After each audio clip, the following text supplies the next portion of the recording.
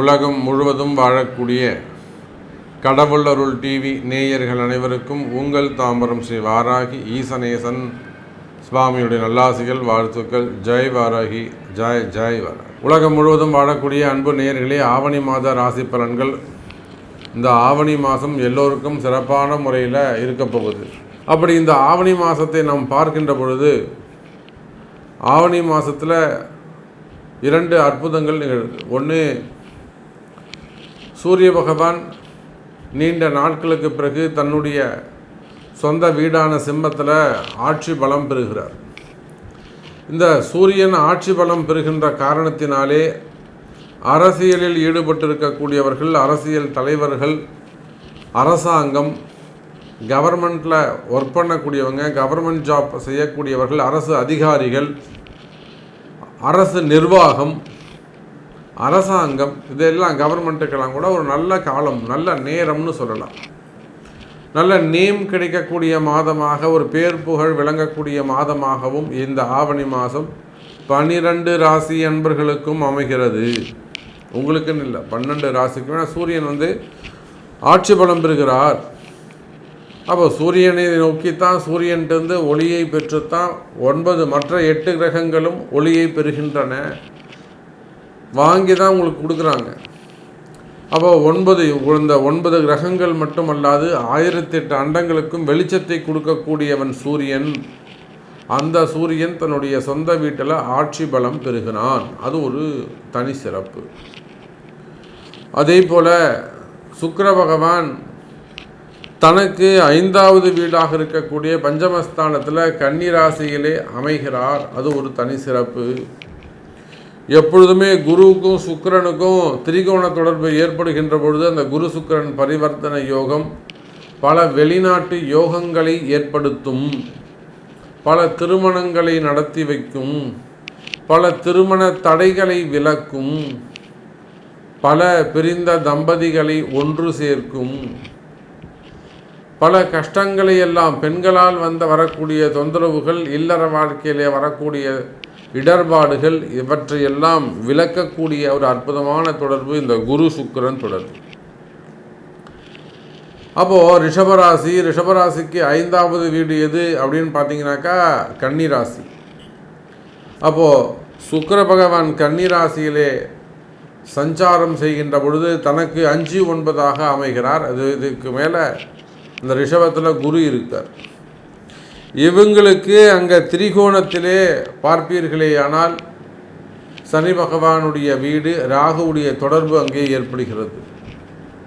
அப்போ சனி, குரு, சுக்கிரன், ராகு இவங்கெல்லாம் இந்த ஆவணி மாதத்தில் நல்லா பலம் பெற்ற கிரகங்களாக, பவர் உடைய ஒரு பிளானட்ஸாக விளங்குகிறார்கள். இப்போ இந்த 5 கோள்களை அடிப்படையாக கொண்டு தான் நம்ம இந்த ஆவணி மாத ராசி பலன்களை பார்க்க போகிறோம்.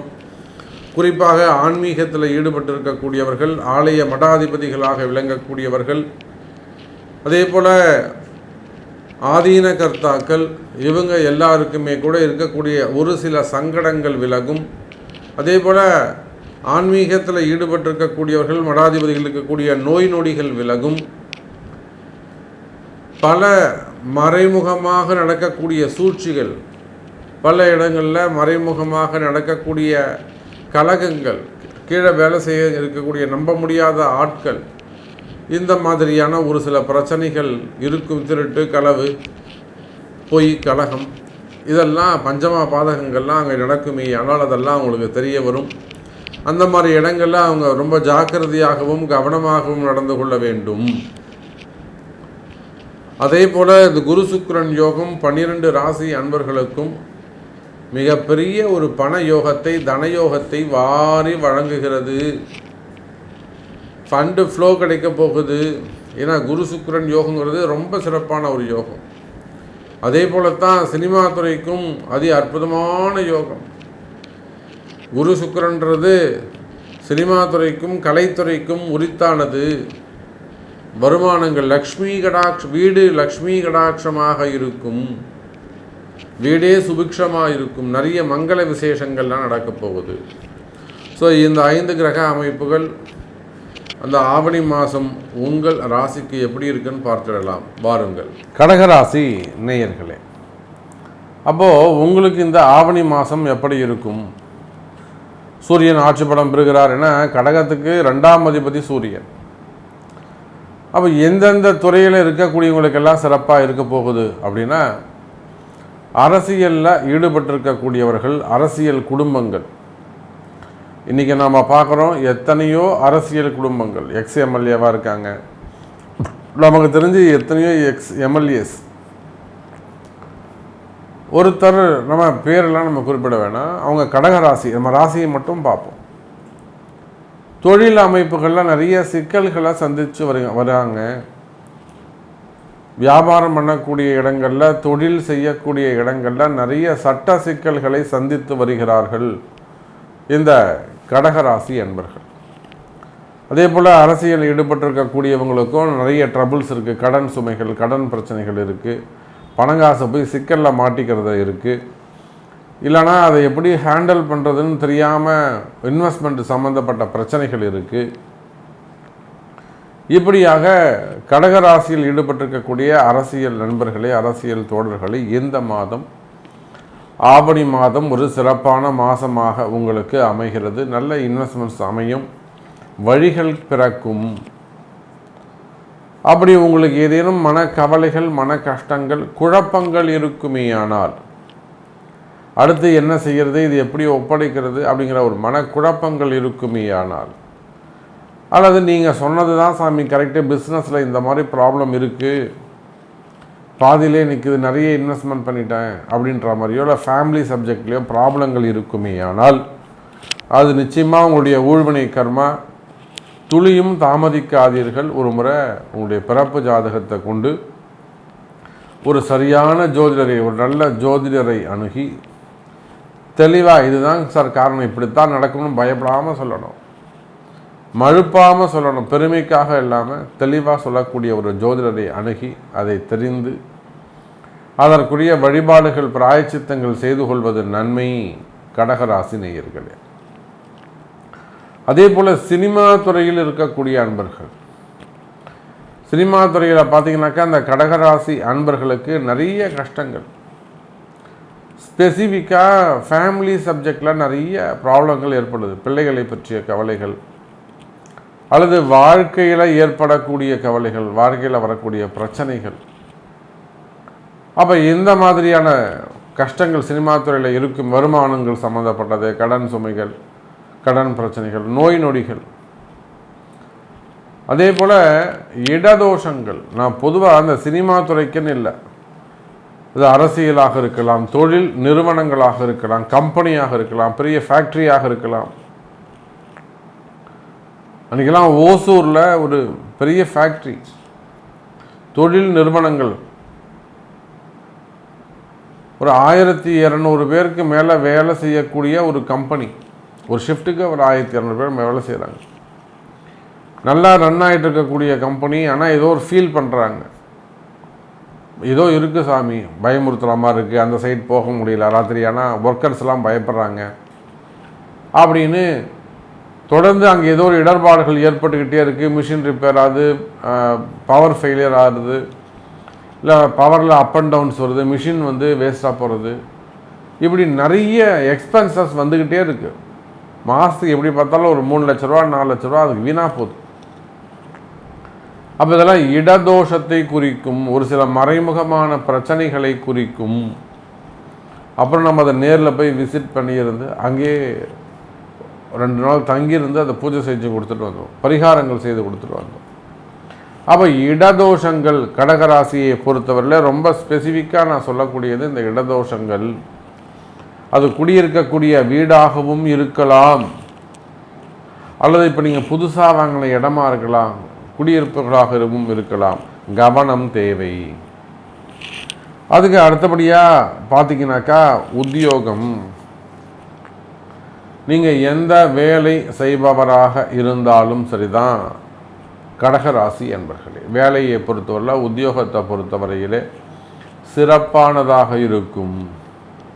வேலையில் நல்ல முன்னேற்றங்கள் இருக்கும், வருமானங்கள் அதிகரிக்கும், ப்ரொமோஷன்ஸ் சிறப்பான முறையில் இருக்கும். கவலை வேண்டாம் ரிஷபராசி நேயர்களே. அதே போல் இன்னும் கூட சொல்ல வேண்டும் என்று சொன்னால், ரிஷபராசி நேயர்களே, வேலை செய்கிற இடத்துல ஏதேனும் பிரச்சனைகள் இருக்குமே ஆனால், பாஸ் என்கிட்ட பேசலை, என்னுடைய மேனேஜர் என்கிட்ட சரியாக பேசலை, முதலாளி சரியாக அப்படி இல்லை, முதலாளிக்கு எனக்கும் பிரச்சனை இருக்குது, இந்த ஃபைனான்ஸ் பிஸ்னஸ் பண்ணக்கூடியவங்க இருக்காங்களே, அவங்க படக்கூடிய பாடு கொஞ்சம் நஞ்சம் இல்லை. பெங்களூரில் இருக்கக்கூடியவங்க, ஃபைனான்ஸ் பிஸ்னஸ் செய்யக்கூடியவர்கள், அது சினிமா துறையாக இருக்கலாம், அரசியலாக இருக்கலாம், பணங்காசு கொடுக்கல் வாங்கல் அந்த கொடுத்து செய்யக்கூடியவங்க, இன்ட்ரெஸ்ட்டுக்கு கொடுக்கக்கூடியவங்க, படாத பாடு அவங்க கஷ்டமெல்லாம். இன்வெஸ்ட்மெண்ட் பண்ணிவிட்டு உள்ளேயும் போக முடியாமல் வெளியிலையும் வர முடியாமல் அவ்வளோ சிரமங்களை அனுபவித்து வருகிறார்கள். அப்போ எந்த வேலை செய்பவராக இருந்தாலும் சரிதான், கவர்மெண்ட் ஜாபாக இருக்கலாம், பிரைவேட் ஜாபாக இருக்கலாம், உள்நாட்டு வேலையாக இருக்கலாம், வெளிநாட்டு வேலையாக இருக்கலாம். அப்போ எந்த வேலை செய்பவராக இருந்தாலும் சரிதான், எனதருமை கடக ராசி நேயர்களே, நிச்சயமாக இந்த ஆவணி மாதம் வேலை வாய்ப்புகள் சிறப்பானதாக இருக்கும். எனக்கு இப்போ தான் சாமி வேலை போச்சு, எனக்கு இப்போ தான் வேலை போச்சு, இல்லை வேலையில் ஒரு பெரிய வீண்பழி அவமானம், ஒரு தலகுனிவு, என்னை ரொம்ப அப்படி நேமை ஸ்பாயில் பண்ணி அனுப்பிட்டாங்க, நான் பட்ட கஷ்டங்கள் எல்லாம் வீணாக போச்சு, செய்யாத குற்றங்களுக்கான தண்டனைகள், நான் இதை செய்யவே இல்லை சாமி, வேணும்னே பண்ணிட்டு போயிட்டாங்க. அந்த மாதிரியான பிரச்சனைகள் இருக்குமே ஆனால் கவலை வேண்டாம் கடகராசி என்பர்களே, இழந்த வேலையை மீண்டும் பெற முடியும். அதே போல் கூட இருக்கக்கூடியவங்க நண்பர்களே எதிரிகளாக மாறிவிடுவது, உங்களை காலி பண்ணுறதுக்கும் துணிஞ்சிருவாங்க. நீங்கள் யாரெல்லாம் பாவம் பார்க்குறீங்களோ அவங்க எல்லாம் உங்களை காலி பண்ணிட்டுவாங்க. இதெல்லாம் கடகராசிக்கு இருக்கக்கூடிய ஒரு வீக்னஸ், இரக்க குணம். அப்போ கூட இருக்கிறவங்கள்ட்ட ரொம்ப எச்சரிக்கையாக கவனமாக நடந்து கொள்ள வேண்டும். பிறரை வாழ வைக்கிறோம் அப்படின்னு சொல்லி கடகராசி நேயர்களே, இந்த இடத்துல உங்களை நீங்கள் இழந்து விடக்கூடாது. அப்போ மிகுந்த எச்சரிக்கையோடு நடந்து கொள்ள வேண்டும்.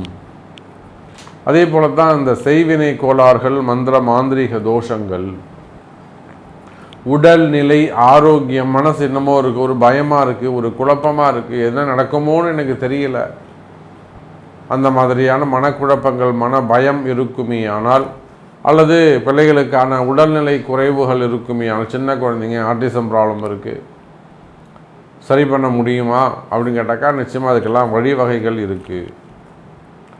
ஆகவே கடகராசி நேயர்களே, ஆரோக்கிய குறைவுகள், மனசில் பயம் இருக்குமே ஆனால் அதுக்கெல்லாம் அம்பாளுடைய அனுகிரகம், உங்களுடைய தலையெழுத்து ஊழ்வினை கர்மா தான் காரணமாக இருக்கும். அப்போ அதன் பிரகாரம் உங்கள் பிறப்பு ஜாதகத்தை கொண்டு சரி செய்து கொள்வது சிறப்பு. கடைசியாக திருமண யோகம். திருமண யோகத்தை பொறுத்தவரையில் எனதருமை கடகராசினியர்களை, திருமண யோகங்கள் கைகூடும், திருமணம் சிறப்பான முறையில் நடந்தேறும். நீண்ட நாட்களாக திருமணத்திற்காக காத்திருக்கக்கூடிய கடகராசினியர்களை, நீங்கள் ஆணாக இருந்தாலும் பெண்ணாக இருந்தாலும் திருமண யோகங்கள் கைகூடும். அதே போல் தடைப்பட்ட திருமணம், தள்ளிப்போன திருமணம், இன்னும் சொல்லப்போனால் வயோதிக திருமணம், பொண்ணுக்கே 40 வயசு ஆகும் பார்த்துக்கோங்க, அப்புறம் எப்படி அது பொண்ணாக இருக்க முடியும்? பெற்றோர்களே காரணமாக இருந்திருப்பாங்க, இல்லைனா படிப்பு, உத்தியோகம் அல்லது விவாகரத்து, ஏதோ ஒரு தடை அந்த பொண்ணுக்கு இருந்திருக்கும். 40 வயசு பொண்ணுக்கு 30 வயசு ஆகுது, கவலையே படாமல் இருக்கு. கவலையாக இருக்குது சாமி, எல்லாம் உடனடியாக ஜாதகம் பார்த்து சரி பண்ணுறது கிடையாது, அதெல்லாம் கொஞ்சம் கூட யோசிக்க வேண்டாமா? அப்போது அந்த மாதிரியான திருமண தடைகள் இருக்குமே ஆனால் இந்த திருமண தடைகள் விலகும், திருமணங்கள் நடக்கும். அப்படிலாம் நடக்கிறதுக்கு என்ன வேணுமோ, வழிவகை வேண்டுமோ அதை இமீடியட்டாக செஞ்சுக்கிறது நல்லது எனதருமை கடகராசி நேயர்களே. அதே போல தான் குடும்ப பிரச்சனைகள், செய்வினை கோளாறுகள், மந்திர மாந்திரிக தோஷங்கள், வசியம் சம்பந்தப்பட்ட பிரச்சனைகள், கடன் சுமைகள், கடன் பிரச்சனைகள், பணம் கொடுக்கல் வாங்கல், வராத பணங்கள் வந்து சேருதல், பணத்தை கொடுத்துட்டு ஏமாந்து உட்காந்துருக்கக்கூடிய எத்தனையோ கடகராசியை நம்ம பார்க்குறோம். அப்போ அந்த மாதிரி வராத பணங்காசுகள் இருக்குமே, ஆனால் அவையும் வந்து சேரும். அப்போ கடகராசினியர்களே, இன்னும் கூட நம்ம நிறைய பேசிக்கிட்டே போகலாம்.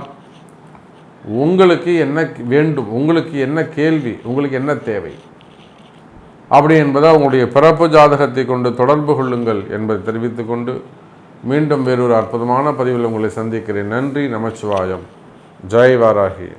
ஜெய் ஜெய். கடவுள் அருள் டிவியை பார்த்தமைக்கு நன்றிகள். மேலும் இது போன்ற தகவல்களை தெரிந்து கொள்ள கடவுள் அருள் டிவியை சப்ஸ்கிரைப் செய்யுங்கள். மறக்காமல் பெல் ஐக்கானை கிளிக் செய்யுங்கள்.